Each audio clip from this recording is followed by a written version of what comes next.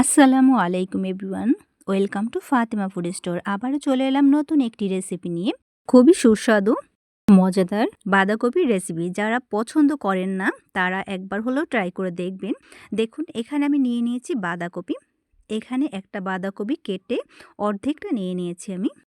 প্রথমে আমি বাঁধাকপিটাকে কেটে নেওয়ার জন্য একটি বোট নিয়ে নিচ্ছি। এই বাঁধাকপিটা পুরোটাকে কেটে নিয়েছি। দেখুন এরকম করে কেটে নিয়েছি বাঁধাকপিটাকে কুচি কুচি করে। এটাকে ভালো করে ধুয়ে পরিষ্কার করে নিয়েছি। ২ বার করে ধুয়ে পরিষ্কার করে নিয়েছি। দেখুন চুলোয় একটি প্যান বসিয়ে দিলাম। এর সাথে দিয়ে দিচ্ছি রান্নার রেগুলার তেল। ছোট বাচ্চারা কিন্তু একেবারেই সবজি খেতে পছন্দ করে না, বাঁধাকপিও খেতে চায় না। এভাবে কিন্তু বাঁধাকপিটা রেঁধে দিতে পারেন, তাহলে বাচ্চারাও পছন্দ করে বাঁধাকপিটাকে খেয়ে নেবে অনায়াসে। দেখুন আমি তেলের মধ্যে পেঁয়াজ কুচি দিয়ে নিয়েছি। পেঁয়াজটাকে আমি একটু হালকা ভেজে নিচ্ছি। দেখুন নেড়েচেড়ে তেলের মধ্যে পেঁয়াজটাকে ভেজে নিচ্ছি। বাঁধাকপি আমাদের শরীরের জন্য খুবই উপকারী একটি সবজি। দেখুন এবার আমি এর মধ্যে দিয়ে দিচ্ছি রসুন বাটা, পুরো 1 টেবিল চামচ দিয়ে নিয়েছি। একবারে খুবই সাধারণ রান্না করব এটা, কিন্তু খেতে হবে দুর্দান্ত। দেখুন এর সাথে দিয়ে দিচ্ছি হাফ চা চামচ আদা বাটা। এটাকে আমি ভেজে নিচ্ছি। রসুন এবং আদাটাকে ভালো করে ভেজে নেব। এতে করে রসুন এবং আদার কাঁচা যে গন্ধটা সেটা চলে যাবে। আমি কিন্তু ভেজে নিচ্ছি এটাকে।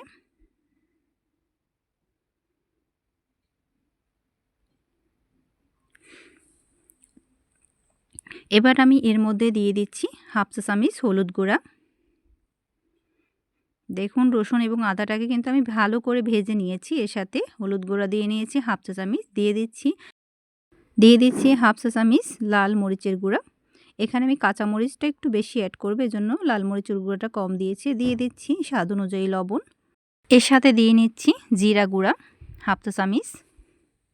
এখানে চাইলে কিন্তু গরম মশলাটাও অ্যাড করতে পারেন। আমি কিন্তু গরম মশলাটা এখানে দেব না, যেহেতু আমি বাঁধাকপি রান্না করব। বাঁধাকপির ফ্লেভার ঠিক রাখার জন্য এখানে আমি গরম মশলাটা অ্যাড করব না। দিয়ে দিচ্ছি সামান্য পানি।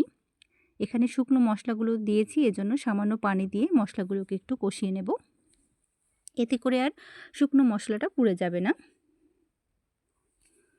এই দেখুন মশলাটা কষানো হয়ে গেছে। এ পর্যায়ে আমি মাংস টুকরো করে কেটে নিয়েছিলাম, এটাকে দিয়ে দিচ্ছি। এটাকে আমি এই মশলার সাথে ভালো করে কষিয়ে নেব 3 মিনিট। এখানে আমি মুরগির মাংসের সিনার যে অংশটা সেটা কিন্তু ছোট ছোট টুকরো করে কেটে নিয়েছি। এখানে কোনো হাড্ডি দেইনি, শুধু মাংসটাই, সলিড মাংসটাই দিয়েছি। দেশ ও দেশের বাইরে যেখান থেকে ভিডিওটি দেখছেন, আশা করি ভিডিওটি ভালো লাগবে। ভালো লাগলে লাইক, শেয়ার, কমেন্ট করে নিয়মিত চ্যানেলের সাথে থেকে চ্যানেলটিকে সাবস্ক্রাইব করে রাখবেন। রেসিপিটি যদি ভালো লাগে তাহলে বন্ধুদের সাথে শেয়ার করে দিবেন।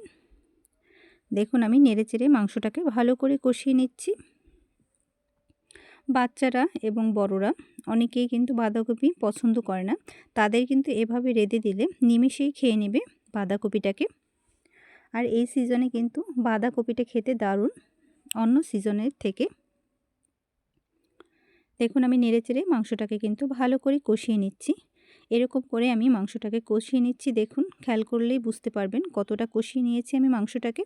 এ পর্যায়ে আমি এর মধ্যে দিয়ে দিচ্ছি কুচি করা বাঁধাকপিটাকে। এখানে অর্ধেকটা পরিমাণ বাঁধাকপি নিয়েছি আমি। পুরো বাঁধাকপি অর্ধেকটাই আমি দিয়ে নিচ্ছি। একে একে আমি দেব, পুরোটা দিচ্ছি না, অল্প দিয়ে আমি নেড়ে নেব। তারপর বাকিটা আমি দিয়ে দিচ্ছি। খেয়াল করে দেখুন আমি একটু নেড়ে দিচ্ছি, এতে করে মিক্স করতে খুব সহজ হয়ে যাবে। দেখুন আমি নেড়ে নিচ্ছি। এরপরে আমি বাকি যে বাঁধাকপিটুকু ছিল সেটাও আমি দিয়ে নিচ্ছি। এর সাথে আমি আরও নিয়ে নিয়েছি গাজর কুচি। দেখুন একটি গাজর এরকম করে কেটে নিয়েছি আমি, এটাকে আমি দিয়ে নিলাম। এবার আমি মিক্স করে নিচ্ছি পুরোটাকেই। বাঁধাকপি রান্না করতে গেলে কিন্তু পানির দরকার হয় না। যারা একেবারেই নতুন রাঁধুনি তাদের বলে দিলাম, এখানে কিন্তু কোনো পানি দিতে হবে না। বাঁধাকপি থেকেই কিন্তু পানিটা অনেকটাই বের হবে, এতেই বাঁধাকপি সিদ্ধ হয়ে যাবে। আর মাংসটাও বাকি যে সিদ্ধ হওয়ার দরকার সেটাও সিদ্ধ হয়ে যাবে। এভাবে আমি লো আঁচে রান্না করে নেব। এখানে চাইলে কিন্তু ঢেকেও রান্না করতে পারেন, এতে কিন্তু অনেকটাই পানি বের হয়ে আসবে। এর সাথে আমি দিয়ে দিচ্ছি দেখুন ফালি করা কাঁচামরিচ। ঝালটা যে যেরকম পছন্দ করেন সে অনুযায়ী কাঁচামরিচটা দিবেন। এখানে 5টার মতো কাঁচামরিচ আমি দিয়েছি। আমি পুরোটাকে মিক্স করে নিচ্ছি।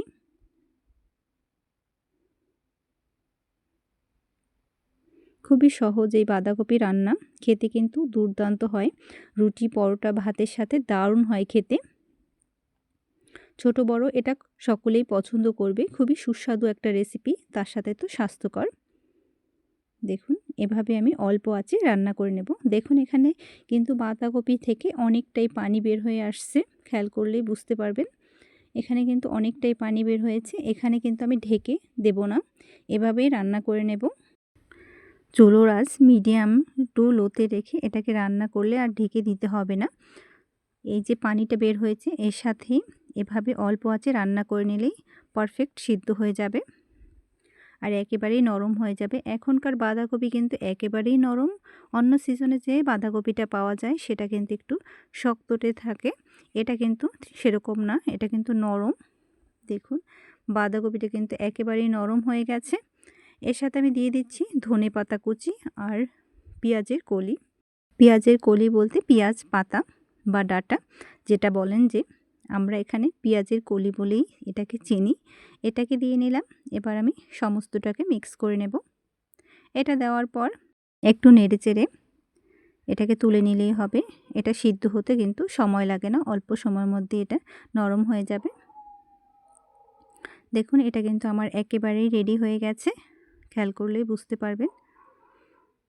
বাঁধাকপিটা কিন্তু একেবারেই নরম হয়ে গেছে। এবার দেখিয়ে দিচ্ছি, দেখুন আমি আবারও একটু নেড়ে দিচ্ছি।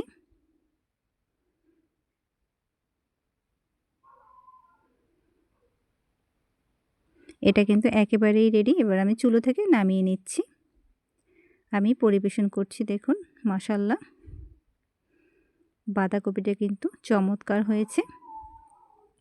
এটা ছোট বড় সকলেই পছন্দ করে খাবে। একেবারেই মজাদার একটা বাঁধাকপির রেসিপি, ছোট থেকে বড় সকলেই পছন্দ করবে। খুবই চমৎকার একটি বাঁধাকপির রেসিপি। যারা পছন্দ করে তাদের জন্য তো খুবই ইউনিক, আর যারা পছন্দ করে না তাদের জন্য একটি চমৎকার রেসিপি। এই বাঁধাকপির রেসিপিটা একবার হলেও ট্রাই করে দেখবেন আর আমাকে কমেন্টের মাধ্যমে জানাবেন এই রেসিপিটা আপনাদের কাছে কেমন লেগেছে। আজকের মতো এ পর্যন্তই। সকলে ভালো থাকবেন, সুস্থ থাকবেন, নিরাপদে থাকবেন। আসসালামু আলাইকুম, আল্লাহ হাফেজ।